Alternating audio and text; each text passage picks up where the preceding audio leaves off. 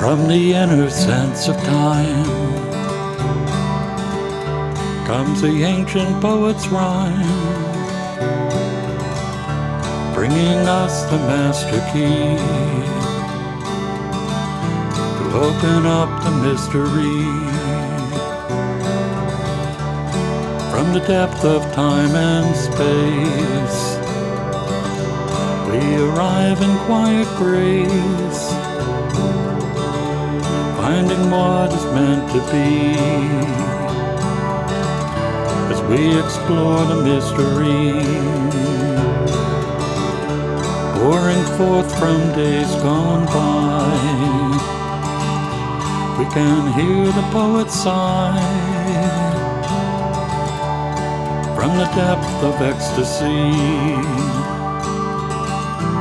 moving into mystery.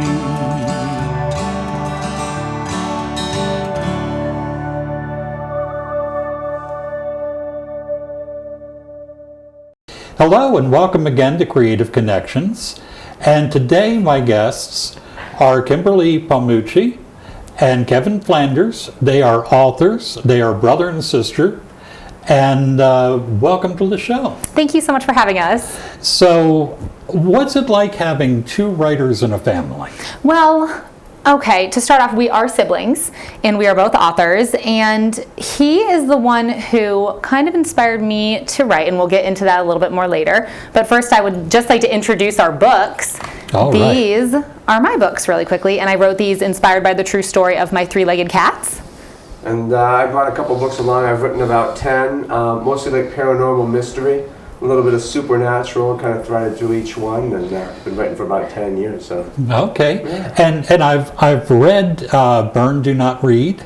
So have I. And I believe I read the Beacon Hall. Yeah, and then this is the latest one here, Gridlocked. It's futuristic, more like a sci-fi. Okay. And then The Inhabitants, this is a trilogy, the paranormal. It's based on my college apartment, so. Okay, very great. personal, yeah. Inspired by true events. True. That's a common theme happening here. Exactly, Okay, yeah. so you have been inspired by paranormal events, and you by pets. Yes. Who are rather special. Tell us are. about the cats. So yes, my cats, I have two three-legged cats, and I will show you the photos. But this is Mista, and he is our little orange tabby. We adopted him from the Pennsylvania SPCA in Philadelphia in 2011, and I had asked the crew working there to show me the cats who had been there the longest, and they took me to him. And come to find out, he was being passed over because of a limb difference. He is a three-legged cat, and he's perfect in every way, and so he has inspired me because of his resilience and just his ability.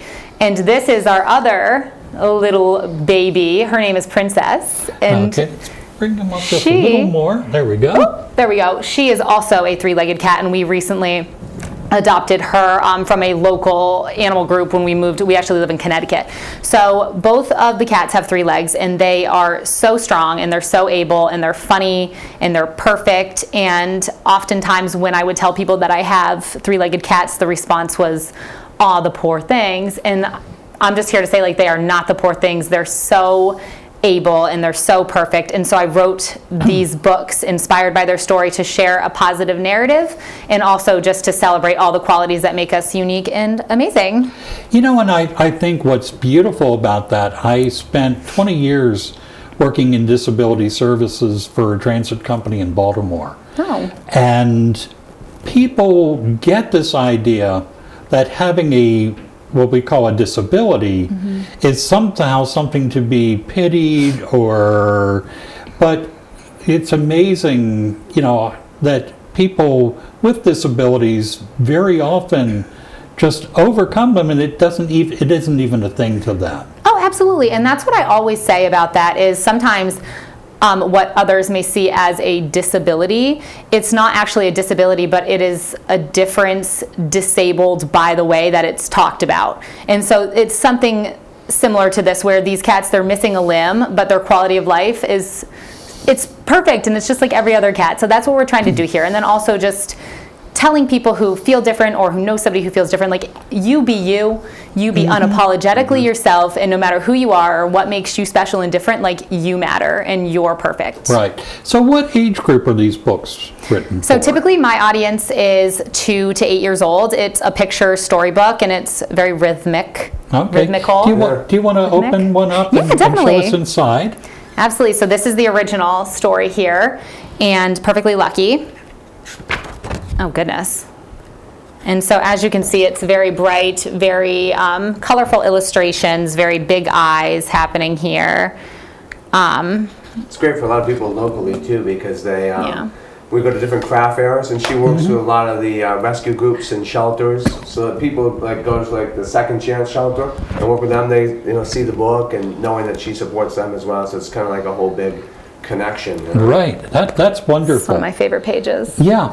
How did you find your illustrator? So that's a funny story, and I'm so glad that he's here, because our illustrator is the same individual. So he has been doing his books for a much longer time. Like, he's the author, and I'm kind of like the person who came in and decided to write like a couple stories, but he's like my biggest inspiration. And his cover artist is a fabulous woman named Brandy, and she has always done such a great job with his covers. And I reached out to her and I said on a whim, like, hey girl, do you want to try a children's book with me? And she killed it. She nailed it. It was exactly kind of the vision that was in my brain. Yeah. And she took it and put it in the book. She's gotten better with each She one has. too. Yeah. She really, just Let's hold continues up to- one of your covers and one of your covers Oh, yeah. next to each other. And Here, I think it's over here. yeah. Well, this one's a little dark. Yeah, Hold that's a on. little dark. Yeah, Let's get this That one. one's pretty. Yeah, that's All right. So they're both very well illustrated. Yeah, she does a But great you would job. certainly not think that the person who did that cover also did that art. Exactly. I agree. She's just so diverse and she's so talented.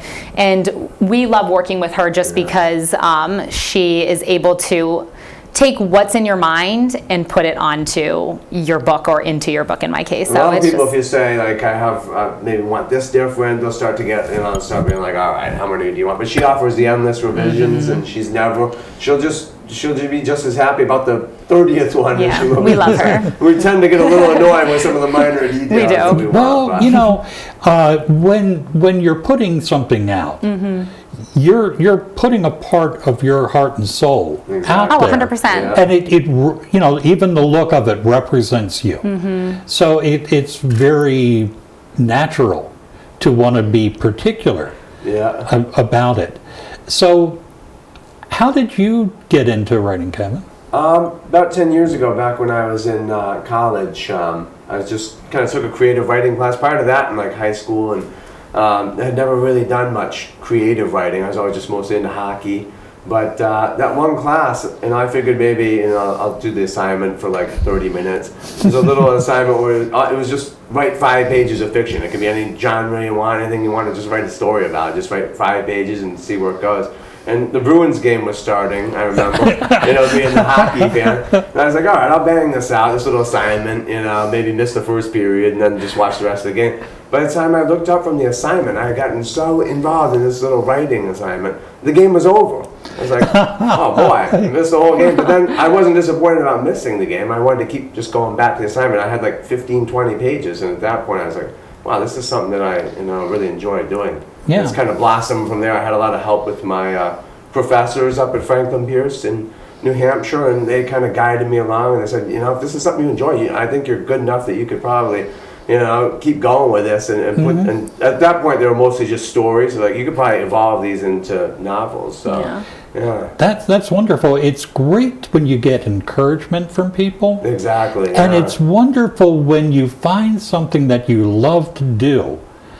And, even if it's not financially rewarding, it's just, Yeah, that's it's just true. a passion. Yeah. it's a passion, Yeah. exactly. And I think that comes across with what both of you do. Yeah. Is, the thing that's always impressed me is the passion you have for what you do. Exactly. We consider ourselves to be best sellers because, we try our best to sell the books. And, That's a good way of looking at it. Exactly. Yeah, yeah. It's a lot of fun. It's just fun meeting people and going out and sharing the narrative. For my sister, it's about inspiration and promoting that, and then for me, it's just trying to, scare people a little bit. So, it's fun. Well, you know what I loved, and I'm not a big kind of science fiction horror type person, but I am kind of big on psychology. And, there's a lot of psychology, particularly that Burn, Do Not Read. Yes, yeah. Just blew me away as I read it, and it was like, oh, that's where it's going. I like that. Yeah. So well written. And I love a book that I don't want to put down. I'm going to speak on that for a moment because I have the benefit of reading his books before they're released and kind of going through the editing process.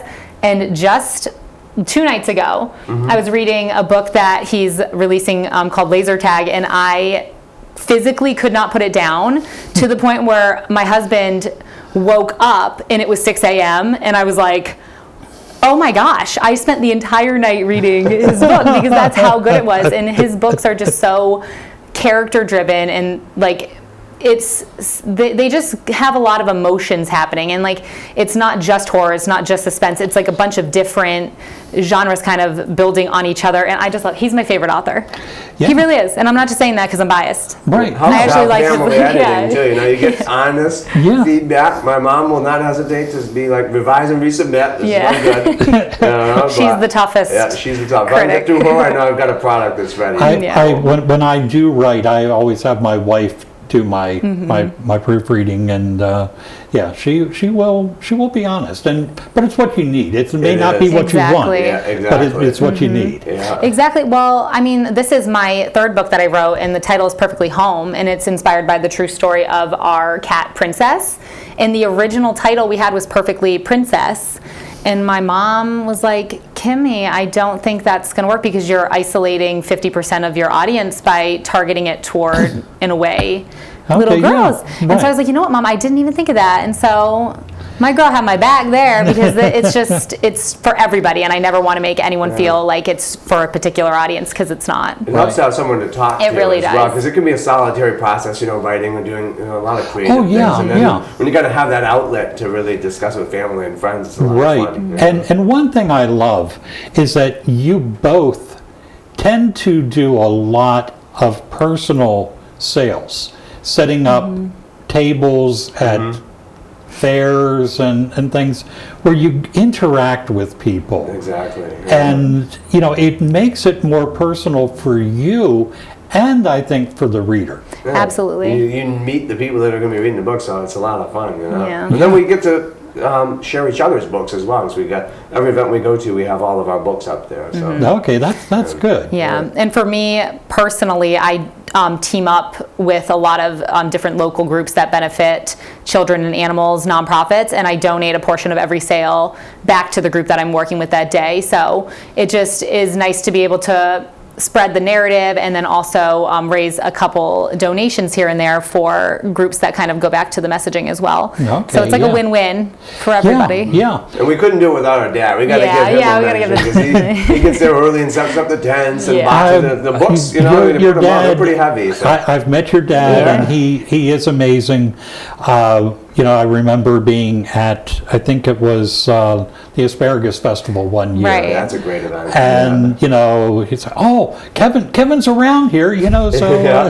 And I take pictures for the newspaper, too, at the event, so it's like a double, I get to sell the books and take pictures, and then he mans the booth, so, he puts in a lot of hard work. And without family, we wouldn't be able to do it. So, Yeah, because you also write for the Spencer New Leader. Yeah, I write for the paper. I started there about 5 years ago, and a lot of the stories I encounter there, very inspirational people kind of help with some of my novel plots. Like you get introduced to some things that you never really knew were happening, and things that you did know were happening. Maybe you get a different perspective from somebody. Like, oh wow, that's a that adversity that they're going through is really, difficult. You see how families, it affects them, and kind of inspires different things that I can eventually turn into fiction. So real life inspiration. Yeah, Once again. yeah.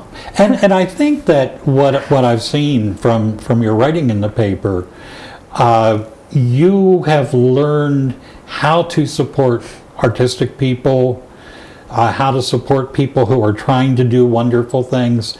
And that is really what I think the media, it is to inform us, but it's not always just to inform us of the negative. Exactly. Yeah. And that's a wonderful thing about the more community-based newspapers, is that there is much more positive focus. Yeah, I have that chance to do that with the paper. And, anytime either a musician, an artist, author, I always try to promote their book, because it's a challenge to try to get that exposure. So whatever small part I can help with the newspaper, I try to do it for them. Right, so. right. Yeah.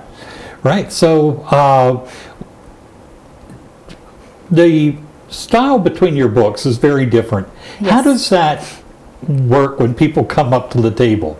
Let's say they're drawn to kitty cats. Yeah, definitely. Well, I like to say there's a story for everyone here. So with his, it's more novel and character driven, and it's for a different audience. Right. So it's we try kind to of see where they're leaning. Like if it's a family with like little kids and they're kind of going toward the cat, we'll focus more on that. If it's like maybe somebody that's eyeing the books and they're a little older, and then but we also try, if we sense that they're going to walk away on us, we'll try to promote the other one real quick. It's like, all right, get rid of these. That's not working. We'll go to the other one. But It's a very interesting. Is there any sibling rivalry goes on, do you think? I would say absolutely not.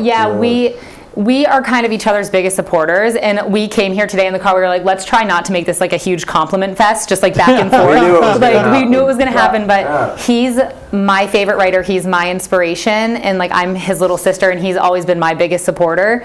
So when I decided that I was going to write the books, I said to him, like, you tell me if you don't want me to do this. And he was like, no, like, you do it. He's like, why would I not want you to do it? And I just said, I don't want there to feel like there's that and there never was. It's just, it's two totally different products. And we've always been a team growing up. At the risk of sounding, exceedingly corny, we were called the K team when we were little kids. We both played hockey. We both played ice hockey goalie. So just having that person on the car ride home to talk to about the games was so great. We would always give each other feedback, and her being 2 years younger is always nice too, because if she was trying to battle for the same spot as me, it might not have been the same right. thing. Okay, she was better than me, so I would have been on the bench. You were better than me. Compliments. The same thing, when it came to the books, we help each other edit, and she has helped greatly.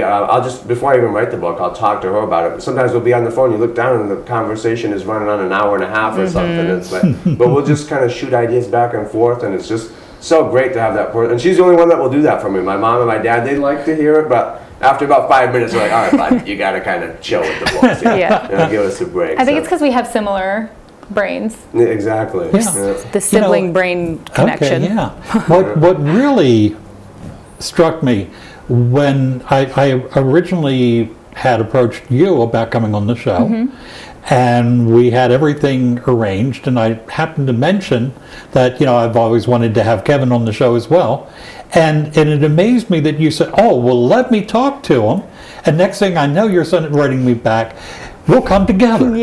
And I thought that was so good, because so often she tells me to be somewhere, I'm there. so often we kind of feel like we need to compete for the attention we can get for the work we do, and not because we're looking for attention, but because the work is important to us. Right. And we want people to be aware of the work. And the idea that you wanted to sort of share the spotlight, although we don't have spotlights in here, just struck me as being such a wonderful thing, and sort of a family relationship that, having been in the counseling field, I didn't see too much. Yeah, it's a lot of fun just to celebrate not only us, but any other author. I've come on a lot of different shows with Ed Londergan, who's been on this show before, a good friend of the show. And my sister's been on different shows in Connecticut and on the news, and just trying to celebrate all sorts of different, not only authors too, but artists as well. Because it's a small community, but it's a pretty tight-knit community, I found. Oh, yeah. So, And this is, I have to tell you, my favorite interview so far because it's the first one that we've ever been able to do together. It is, yeah. That's And great. a lot of the time, when you do a segment, you get so many minutes to discuss like the important details, and you want to get like the nitty gritty out. So I talk about the cats, and I talk about kind of the process, but the most important part for me is why I write in the first place, and that's him. So just having that opportunity is really amazing. So Yeah. thank you. Well, and I think that you two complement each other and support each other. And I really, at this point, couldn't have imagined having done this interview any other way. Right. I think you are a great team. And I love the fact that you support one another in the work that you do. Thank you. Yeah, it's a lot of fun, just getting out to the different events and, meeting people. There's so many different cool events around here, too, that, if we were in another area, it might not be as easy, but the amount of craft fairs that are in New England, it's... Yeah, and just Right, the community vibe. Like, my husband and I, Dominic, I got to give him a shout out, too, because Yeah. he's like my other inspiration. We should have had him He's on the the show. man. And he's also But- the car Yeah. guy. Anytime there's a car in Okay. here, he was behind it. He's the Okay. expert. But we recently moved back to the area from just outside of Philadelphia, and we moved back here for family. And just so being in the tight-knit kind of Western Mass community again, it's like Okay. really nice. Okay, I was wondering how you got a cat from Philadelphia, Yeah, so yeah, that yeah. explains that part. We lived out there for a little bit. Yeah. I went to Temple University for journalism. Okay. So my mom told me when I moved out there, she said, don't meet a guy and fall in love because I want you to come home. And I did, and I met him, I fell in love. And then when I went to the shelter that day, she said, just don't take home any animals, Kim, please. Like, you don't need it. You live in a studio apartment, and I got the cat. So I clearly listen well. We only listen to her in terms of the Yeah, cover in terms advice. of the That's cover everything advice. else is not wrong. Yeah. Yeah. So, what is it about the cats that really, what do you think was it about them that really drew you? That drew me, well, with him, I'll hold up the photo again. So you can see his, you can see his face, and he is adorable, and he's gentle, and he's just the most handsome little orange tabby. And when I met him, he was 2 years old, and they described him to me as someone who was in the cage for almost half of his life, like months and months and months just waiting. And when I first saw him, I did not see that he was missing a limb. So he appeared to me just like the cats to his left and right, and I wondered, why is he the unwanted? Like, why is he the one that's Right. being passed over? And when I saw him kind of saunter, and he just had this like look about him and this saunter when I saw the limb, and it hit me very hard emotionally, because I realized in that moment this animal has been passed up because he's a little different. And so that's what initially drew me to him, is just this feeling that I wanted to save him almost. But after the years of seeing how able he is and just how he's like every other cat, it's he who has inspired me and kind of changed my perspective. So I don't want to be cliche and say he saved me, No, but he but- saved me from thinking that being different is a bad thing and being different is less. Right. Because it's not. And I can attest to that. That cat rips around that house Yeah, faster he than does. you could believe. He's actually scared of the Yeah, cat. he kicks you out of the bed. He'll go after your toes and you're not looking. And the other thing I love about your books is that age, when children are reading that, is a good age for them to start to understand it's okay to be different. And hopefully, as they get older and they find they are in some way different from their peers, they will not feel bad about themselves. They'll Exactly. say, it's okay to be different.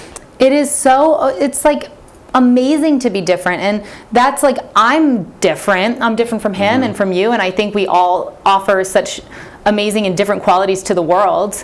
And that's what should be celebrated. It helps if they see someone who might be going through an adversity too, like the understanding that what they're going through might be pretty challenging, and to not bully them or make fun of them because they're different. So Right, it helps in right. the other regard as well. So. Yeah, and it's funny, we hear a lot about bullying now, but I was bullied way back in the 50s, so it's certainly nothing new. I think we just have more of an awareness of it, and unfortunately with social media, the bullying can go far beyond Exactly. at school and on the way and back it's and never forth. shut Away from off, it, yeah. yeah. And so that's kind of what this is it's just each individual, like, just be unapologetically yourself. And if you have your own story, write it and share it with the world, because you matter and your voice matters, and you can inspire others with your words. And so that's kind of what we both have. A lot of always families wanted to. appreciate these books too, because it's nice, just even if it's for 30 minutes, to get away from the screen, you know, Yeah. not look at the glowing Right. screen, have Sure. that opportunity to Right. share that with the kids. So. Right. Yeah, and then they can read your books, which And then are get scared to death terrifying. and then not sleep at all. And then never want to be on It's a their nice screens again. transition from one to the other. Yeah. So when people read your books, what do you want them to take away from them? Each one has a slightly different theme. It's weird sometimes, you know, what I kind of hope for someone to get out of it, they'll come back to me after I read it and they have something totally different. So it's like, you know, if they can identify with something, or maybe it's more just to kind of provoke thought more than anything else. Just try to show what adversity certain people go through. And if they can identify with one thing with the characters, maybe it's not what I was initially expecting, but because everybody else can get something different out of it, I found. And, you know, if you write about, you know, real issues that people are going through, and different people can identify with it, so it's a lot Yeah, of fun, because you know? what I like about your work is it's very grounded in reality and daily life. Exactly, yeah, So you have some slightly supernatural Yeah. type things going on, yeah, but it's you know, not werewolves and zombies, Right, and, yeah. you know, it's like real life. I try to And bring a lot of real issues into it. Yeah. Yeah, like this book here, The Inhabitants. This book is about, you know, there's drug addiction in here. There's a military family. Like one of the kids in the book, his brother died overseas. So just kind of exploring what that's like. A lot of people Okay, yeah. have read about that in the news, but like, what's it really like? And it requires a lot Right. of research to try and to understand it kind of personalizes it. Yeah, And gives people a way of looking at it. Yeah. Well, sadly, we're out of time, but it has been no. such a pleasure Oh, It went by so having, fast. having both of you Yeah. here. Thank you for And having us. I want to thank you for coming in, and I want to thank you all for tuning in, and we'll see you again next time on Creative Connections.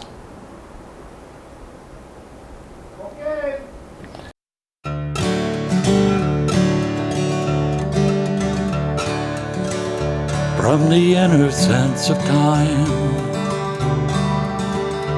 comes the ancient poet's rhyme, bringing us the master key to open up the mystery.